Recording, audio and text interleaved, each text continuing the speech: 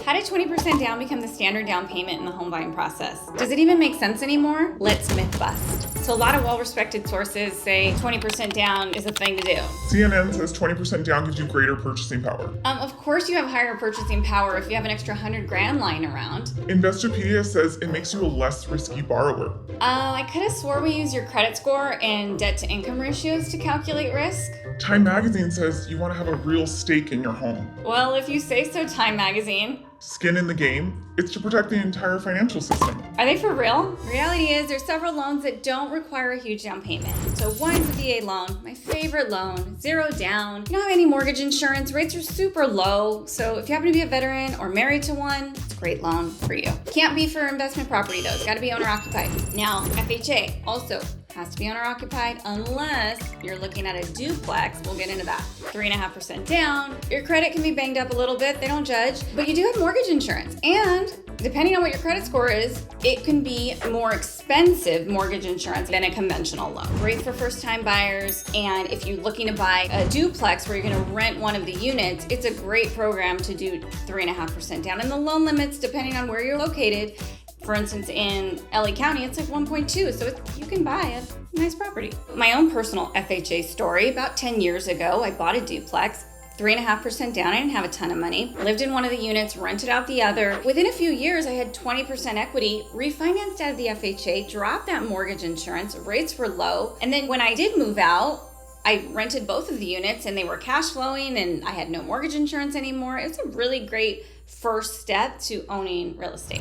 Next one is conventional. So the conventional loan has a couple lower down payment options. One's 3% down if you're a first time buyer and you meet a couple other qualifications. And the other is 5% down. I would say most buyers do 5% down conventional, but you can do 3%. Less than 20% down, you also will have mortgage insurance. And the amount is gonna depend on how good your credit is. So higher credit scores are gonna be lower mortgage insurance than, let's say, if you're in the 600 range. You can get beat up on mortgage insurance if you are in the 600 range. So why would you want to buy now versus waiting for the 20%? The fact is that home's going to continue to appreciate. You're constantly chasing 20%, and most people, their homes are going to appreciate much quicker than their ability to save 20% down. For instance, if you're talking about average home in LA, close to $1 million, 20% down, 200,000. Let's assume you don't have 200,000 lying around.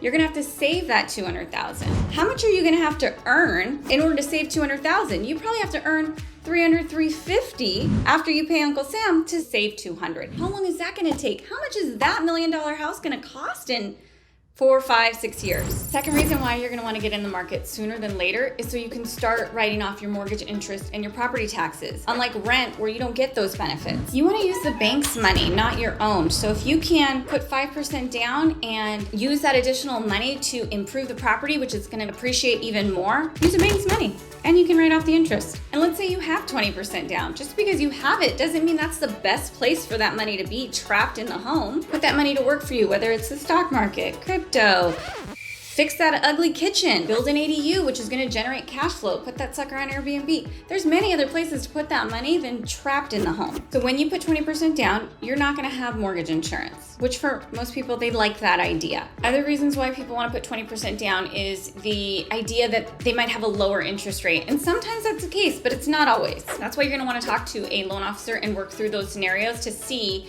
what this extra money does for you monthly payment wise. I get the sense of comfort. Having 20% down in your home, if the market changes, you're not gonna be underwater. You know, your mama can sleep at night knowing you're not gonna be homeless. But the fact is, if you can afford that monthly payment and you're not buying to flip it, this is a home you're gonna live in, you'll be all right. There's plenty of options to buy a home without putting 20% down. So consider this myth busted.